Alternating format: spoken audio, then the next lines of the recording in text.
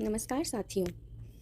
सत्यनारायण व्रत हिंदी पंचांग के अनुसार हर महीने की पूर्णिमा को किया जाता है। श्री सत्यनारायण शालिग्राम व्रत की कथा को सुनने का फल हजारों सालों तक किए गए यज्ञ के बराबर माना जाता है। किसी भी शुभ कार्य या मनोकामना पूरी करने हेतु विधि विधान से सत्यनारायण भगवान की पूजा और कथा करवाई जाती है। शास्त्रों के मुताबिक ऐसा माना गया है कि इस कथा को सुनने वाला व्यक्ति व्रत रखता है तो उसके जीवन के दुखों को श्री हरि विष्णु खुद ही हर लेते हैं। स्कंद पुराण के अनुसार भगवान सत्यनारायण श्री हरि विष्णु का ही दूसरा रूप है और इस कथा की महिमा को भगवान सत्यनारायण ने अपने मुख से देवर्षि नारद को बताया और सुनाया था। सत्यनारायण भगवान की पूजा का बहुत अधिक महत्व होता है। इनकी कथा के कुल 5 अध्याय हैं जिनका श्रवण करने से मनुष्य के सभी कष्ट मिट जाते हैं। श्री गणेशाय नमः। व्रत कथा का पहला अध्याय। एक समय की बात है, नैशिरण्य तीर्थ में शौनक आदि 88,000 ऋषियों ने श्री सूत जी से पूछा, हे प्रभु, इस कलयुग में वेद विद्या रहित मनुष्यों और प्रभु भक्ति किस प्रकार मिल सकती है तथा उनका उद्धार कैसे होगा। हे मुनि श्रेष्ठ, कोई ऐसा तप बताइए जिससे थोड़े समय में ही पुण्य मिले और मन वांछित फल भी मिल जाए। इस प्रकार की कथा सुनने की हम लोग इच्छा रखते हैं। सभी शास्त्रों के ज्ञाता सूत जी बोले, हे वैष्णवों, मैं पूज्य आप सभी ने प्राणियों के हित की बात पूछी है, इसलिए मैं एक ऐसे श्रेष्ठ और व्रत के बारे में आप लोगों को ज़रूर बताऊंगा जिसके बारे में नारद जी ने लक्ष्मी नारायण जी से पूछा था और लक्ष्मीपति श्री हरि ने नारद जी से कहा था। अब आप भी इसे सुनिए। एक ऐसा समय था जब नारद जी दूसरों के हित की इच्छा के लिए अनेकों लोकों में घूमते हुए मृत्यु लोक में जा पहुँचे। यहाँ उन्होंने अनेक योनियों में जन्मे सभी मनुष्यों को अपने कर्मों के अनुसार पीड़ा झेलते हुए देखा। उनका दुख देख नारद जी सोचने लगे कि ऐसा क्या किया जाए जिससे निश्चित रूप से मानव के दुखों का अंत हो जाए। इसी विचार पर मनन करते हुए वह विष्णु लोक में गए।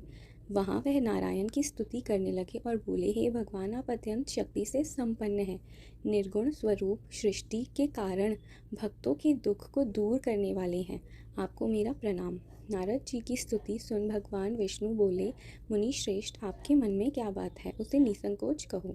इस पर नारद मुनि बोले कि मृत्यु लोक में अनेक योनियों में जन्मे मनुष्य अपने कर्मों के द्वारा अनेकों दुख से दुखी हो रहे हैं। प्रभु, आप तो ये बताइए कि वो मनुष्य थोड़े प्रयास से ही अपने दुखों को कैसे छुटकारा पा सकते हैं। तब श्री हरि बोले, ये नारद, मनुष्यों की भलाई के लिए तुमने बहुत उत्तम प्रश्न पूछा है। स्वर्गलोक व मृत्युलोक दोनों में एक दुर्लभ उत्तम व्रत है जो पुण्य देने वाला है। आज प्रेमवश होकर मैं उसे तुमसे कहता हूँ। श्री सत्यनारायण भगवान का व्रत अच्छी तरह विधि विधान पूर्वक करके मनुष्य तुरंत ही यहाँ सुख भोग कर मरने पर मोक्ष पाता है। श्री हरि के वचन सुन नारद जी बोले कि उस व्रत का फल क्या है प्रभु, और उसका विधान क्या है। यह व्रत किसने किया था, इस व्रत को किस दिन करना चाहिए, आप सब कुछ विस्तार से बताएं। नारद की बात सुन फिर श्री हरि बोले, दुख व शोक को दूर करने वाला, यह सभी स्थानों पर विजय दिलाने वाला है। मानव को भक्ति व श्रद्धा के साथ शाम को श्री सत्यनारायण की पूजा धर्मपरायण होकर ब्राह्मणों व बंधुओं के साथ करने, साथ ही यथा शक्ति अनुसार भक्ति भाव से भगवान का भोग लगाएं, आरती गाएं और ब्राह्मणों सहित बंधु बांधवों को भी भोजन कराएं। उसके बाद स्वयं भोजन करें, कीर्तन भजन के साथ भगवान की भक्ति में लीन हो जाएं। इस तरह से सत्यनारायण भगवान का यह व्रत करने पर मनुष्य की सारी इच्छाएं निश्चित रूप से पूरी होती हैं। इस कली काल अर्थात कलयुग में मृत्यु लोक में मोक्ष का यही एक सरल उपाय बताया गया है। अब कथा का पहला अध्याय संपूर्ण हुआ। अब शुरू करते हैं दूसरा अध्याय। सूत जी बोले, हे ऋषियों, जिसने पहले समय में इस व्रत को किया था उसका इतिहास कहता हूँ, ध्यान से सुनो। सुंदर काशीपुरी नगरी में एक अत्यंत निर्धन ब्राह्मण रहता था। भूख प्यास से परेशान वह धरती पर घूमता रहता था। ब्राह्मणों से प्रेम करने वाले भगवान ने एक दिन ब्राह्मण का वेश धारण कर उसके पास जाकर पूछा, हे विप्र, नित्य दुखी होकर तुम पृथ्वी पर क्यों घूमते हो। दीन ब्राह्मण बोला, मैं निर्धन ब्राह्मण हूँ, भिक्षा के लिए धरती पर घूमता हूँ, यदि आप इसका कोई उपाय जानते हो तो बताइए। वृद्ध ब्राह्मण रूपी भगवान ने कहा कि श्री सत्यनारायण भगवान मनोवांछित फल देने वाले हैं, इसलिए तुम उनका पूजन करो। इसे करने से मनुष्य सभी दुखों से मुक्त हो जाता है। वृद्ध ब्राह्मण बनकर आए सत्यनारायण भगवान उस निर्धन ब्राह्मण को व्रत का सारा विधान बताकर अंतर्ध्यान हो गए। अगले दिन सुबह उठने के साथ ही बूढ़े ब्राह्मण ने मन में संकल्प लिया कि श्री सत्यनारायण का व्रत रखूंगा और फिर अपने नित्य कर्मों से फ्री होकर भिक्षा के लिए चल पड़ा। उस दिन उसे भिक्षा में बहुत सा धन प्राप्त हुआ। उसी धन से उसने परिवार के साथ भगवान सत्यनारायण की पूजा की। वह व्रत रखा और इस व्रत के कारण कुछ दिन बाद उसके सभी दुखों और कष्ट दूर होने लगे और देखते ही देखते एक संपन्न और अनेक संपत्तियों का मालिक बन गया। तब हर महीने की पूर्णिमा के दिन वह ब्राह्मण सत्यनारायण की पूजा व व्रत करने लगा। इस प्रकार सत्यनारायण भगवान के इस व्रत को करके वह श्रेष्ठ ब्राह्मण सभी पापों और गरीबी से मुक्त हो गया और उसने एक दुर्लभ मोक्ष पद को प्राप्त किया। इस तरह से सत्यनारायण भगवान के व्रत को जो मनुष्य करेगा वह सभी प्रकार के पापों से छूटकर मोक्ष को प्राप्त करेगा। जो मनुष्य इस व्रत को करेगा वह भी सभी दुखों से मुक्त हो जाएगा। सूत जी बोले कि इस तरह से नारद जी ने नारायण जी का कहा हुआ श्री सत्यनारायण व्रत को मैंने तुमसे कहा। हे विप्रो, अब मैं और क्या कहूँ। ऋषि बोले, हे मुनिवर, संसार में उस विप्र से सुनकर और किस किसने इस व्रत को किया, हम सब इस बात को सुनना चाहते हैं। इसके लिए हमारे मन में श्रद्धा का भाव है। सूत जी बोले, हे मुनियों, जिसने इस व्रत को किया है वह सब सुनो। एक समय वही विप्र धन व ऐश्वर्य के अनुसार अपने बंधु बांधवों के साथ इस व्रत को करने को तैयार हुआ। उसी समय एक लकड़ी बेचने वाला बूढ़ा आदमी आया और लकड़ियां बाहर रखकर अंदर ब्राह्मण के घर गया। प्यास से दुखी वह लकड़हारा उनको व्रत करते देख विप्र को नमस्कार कर पूछने लगा कि आप यह क्या कर रहे हैं तथा इसे करने से आपको क्या फल मिलेगा, कृपा करके मुझे भी बताएं। ब्राह्मण ने कहा कि सब मनोकामनाओं को पूरा करने वाला यह सत्यनारायण भगवान का व्रत है। इनकी कृपा से ही मेरे घर में धन धान्य आदि की वृद्धि हुई है। विप्र से सत्यनारायण भगवान के बारे में जानकर लकड़हारा बहुत प्रसन्न हुआ। चरणामृत लेकर वह प्रसाद खाने के बाद अपने घर गया। लकड़हारे ने अपने मन में संकल्प किया कि लकड़ी आज बेचकर जो धन मिलेगा उसी से सत्यनारायण भगवान का उत्तम व्रत करूंगा। मन में इस विचार को ले बूढ़ा आदमी सिर पर लकड़ियां रखकर उस नगर में बेचने गया, जहाँ उसने अपनी लकड़ियों को दाम से पहले 4 गुना अधिक मिला। उसको जो हमेशा दाम मिलता था उससे 4 गुना ज़्यादा मिला। बूढ़ा प्रसन्नता के साथ पैसे लेकर सत्यनारायण भगवान की मूर्ति और व्रत की अन्य सामग्रियाँ लेकर अपने घर गया। वहाँ उसने अपने परिवारजनों को बुलाकर विधि विधान से सत्यनारायण भगवान की पूजा की और व्रत किया। इस व्रत के प्रभाव से वह बूढ़ा लकड़हारा धन पुत्र आदि युक्त होकर संसार के समस्त सुख भोग अंत काल में वैकुंठ धाम चला गया। अब श्री सत्यनारायण कथा का द्वितीय अध्याय संपूर्ण हुआ। अब हम शुरू करते हैं तीसरा अध्याय। सूत जी बोले, हे श्रेष्ठ मुनियों, अब आगे की कथा कहता हूँ। पहले समय में उल्का मुख नाम का एक बुद्धिमान राजा था। वह सत्य वक्ता और जितेंद्रिय था। प्रतिदिन देव स्थानों पर जाता और निर्धनों को धन देकर उनके कष्ट दूर करता था। उनकी पत्नी कमल के समान मुख वाली सती साध्वी थी। भद्रशीला नदी के तट पर उन दोनों ने श्री सत्यनारायण भगवान का व्रत किया। उसी समय साधु नाम का एक वैश्य आया। उसके पास व्यापार करने के लिए बहुत सा धन भी था। राजा को व्रत करते देख वह विनय के साथ पूछने लगा, हे राजन, भक्ति भाव से पूर्ण होकर आप ये क्या कर रहे हैं? मैं भी सुनना चाहता हूँ, तो आप कृपा करके मुझे बताएं। राजा बोला, मैं अपने बंधु बांधवों के साथ पुत्रादि की प्राप्ति के लिए श्री सत्यनारायण भगवान का व्रत व पूजन कर रहा हूँ। राजा के वचन सुन साधु आदर से बोला, हे राजन, मुझे इस व्रत का सारा विधान कहिए, मैं भी इस व्रत को करूँगा। मेरी भी संतान नहीं है और इस व्रत को करने से निश्चित रूप से मुझे संतान की प्राप्ति होगी। राजा से व्रत का सारा विधान सुन व्यापार से निवृत्त हो गए वह अपने घर गया। साधु ने अपनी पत्नी को संतान देने वाले इस व्रत का वर्णन कह सुनाया और कहा कि जब मेरी संतान होगी तो मैं इस व्रत को करूँगा। साधु ने इस व्रत तरह के वचन अपनी पत्नी लीलावती से कहे। एक दिन लीलावती अपने पति के साथ आनंदित हो सांसारिक धर्म में प्रवृत्त होकर सत्यनारायण भगवान की कृपा से गर्भवती हो गई। 10वें महीने में उसके गर्भ से एक सुंदर कन्या ने जन्म लिया। माता पिता ने अपनी कन्या का नाम कलावती रखा। एक दिन कलावती की माँ लीलावती ने अपने पति को याद दिलाया कि आपने सत्यनारायण भगवान के जिस व्रत को करने का संकल्प किया था उसे करने का समय आ गया है, आप इस व्रत को करिए। साधु बोला कि हे प्रिय, इस व्रत को मैं उसके विवाह पर करूँगा। इस प्रकार अपनी पत्नी को आश्वासन देकर वह नगर को चला गया। साधु ने एक बार नगर में अपनी कन्या को सखियों के साथ देखा तो उसे लगा कि अब कन्या विवाह योग्य हो गई है और उसने कन्या के योग्य वर ढूंढना शुरू कर दिया। एक दिन साधु की बात को ध्यान में रखते हुए एक नगर में पहुंचा और वहां देखभाल कर लड़की के सुयोग्य वाणिक पुत्र को ले आया। अब सुयोग्य लड़के को देख साधु ने बंधु बांधवों को बुलाकर अपनी पुत्री का विवाह कर दिया। लेकिन दुर्भाग्य की बात है कि साधु ने अभी भी सत्यनारायण भगवान का व्रत नहीं किया। इस पर श्री भगवान क्रोधित हो गए और श्राप दिया। अपने कार्य में कुशल साधु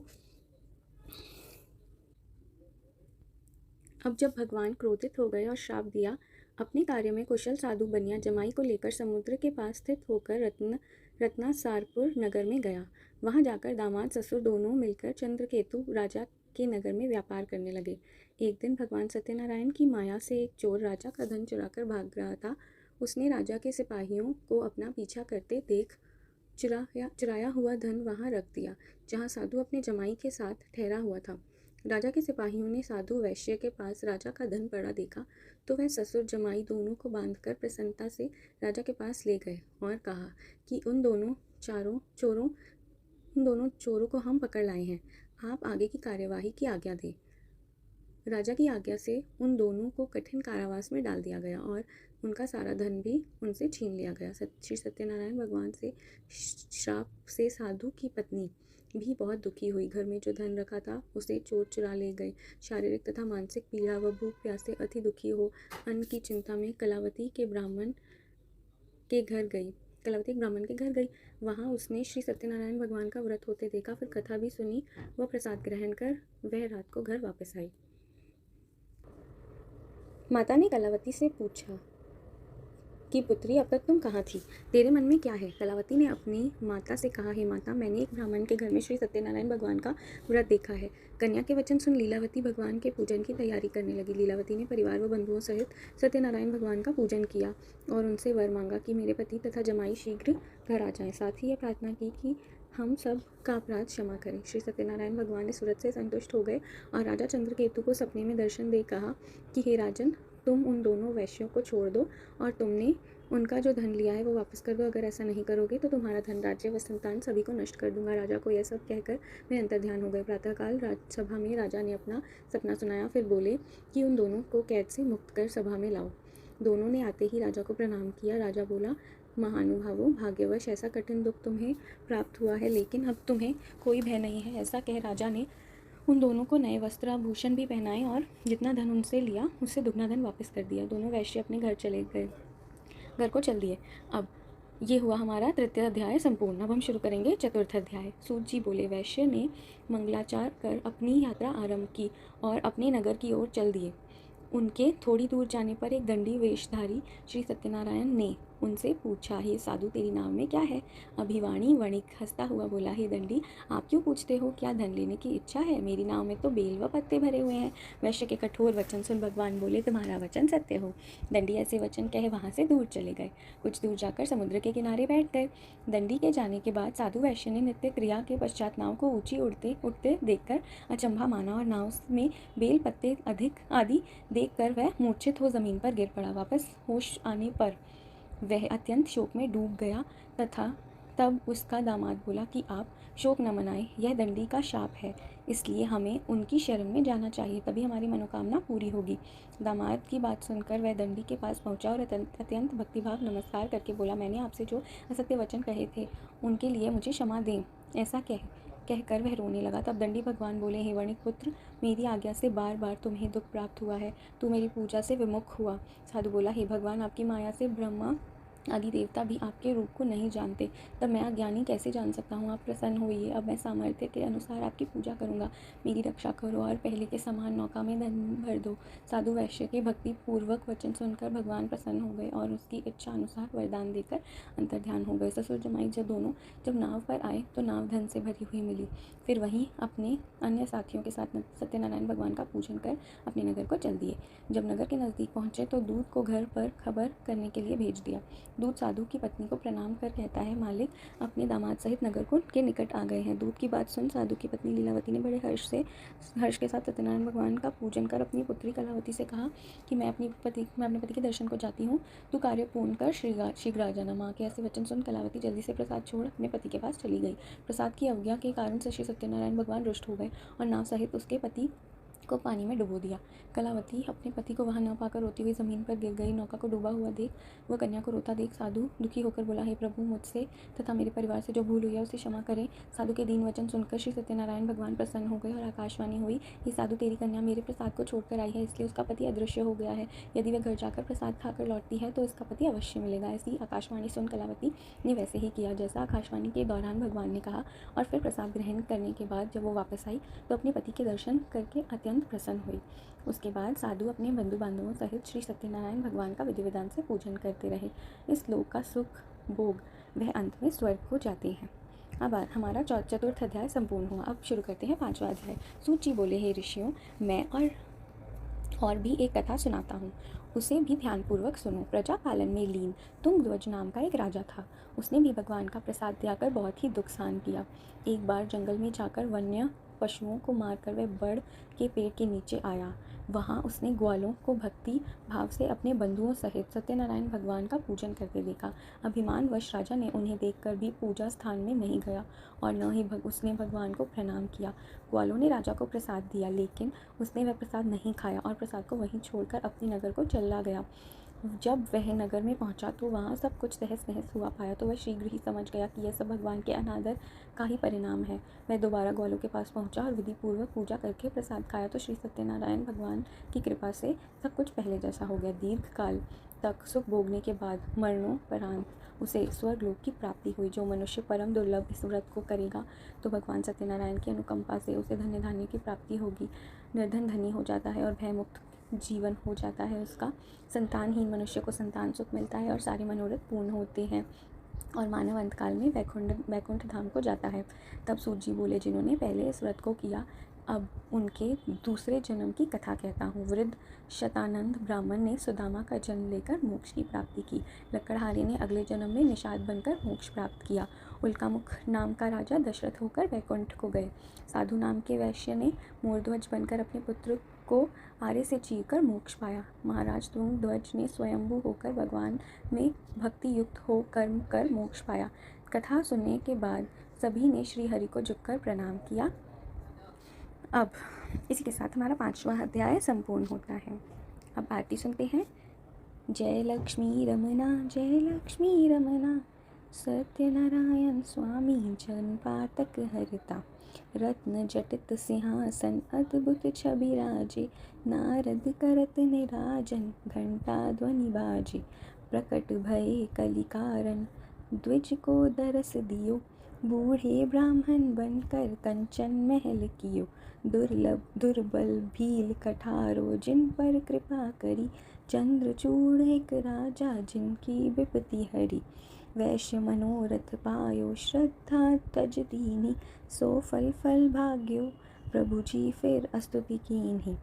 भाव भक्ति के कारण छिन छिन रूप धर्यो, श्रद्धा धारण कीनी तिनको काज सर्यो। ग्वाल बाल संग राजा वन में भक्ति करी, मन वांछित फल दीन हो दीन दयालु हरि। चढ़त प्रसाद सवायो कदली फलम मेवा, धूप दीप तुलसी से राजी सत्य देवा। श्रीमन सत्यनारायण जी की आरती जो कोई नर गावे, तन मन सुख संपत्ति मन वांछित पावे फल पावे। श्री सत्यनारायण व्रत कथा संपूर्ण हुई, आरती भी हो गई। श्रीमन सत्यनारायण नारायण नारायण भजमन नारायण नारायण नारायण भजमन नारायण नारायण नारायण। श्री सत्य भक्त नारायण भगवान की जय। अगर आपको मेरी कथा आरती सब अच्छा लगे तो मेरे चैनल को लाइक शेयर और सब्सक्राइब ज़रूर करें।